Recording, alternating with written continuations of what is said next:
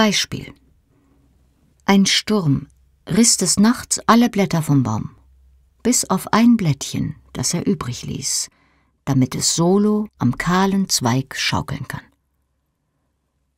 An diesem Beispiel demonstriert die Gewalt, dass sie durchaus bisweilen zu scherzen beliebt.